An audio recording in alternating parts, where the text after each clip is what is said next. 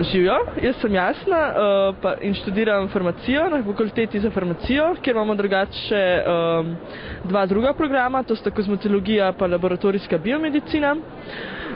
Jaz sem tretji letnik farmacije, ki je 5-letni študij, pač enoviti magistrski, 5+0. Mislim, da je študij pač zelo dober, meni je pač od začetka zelo všeč, da ni pretežko.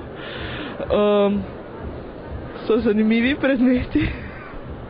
Kaj že povem?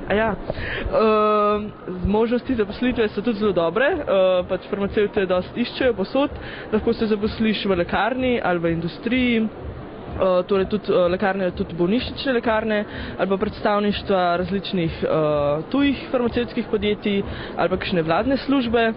Tako da teh možnosti je ogromno, pa tudi v tujino, če hočeš iti, mislim, da je naša fakulteta tudi dobra odskočna deska. To pa je to. Kaj še?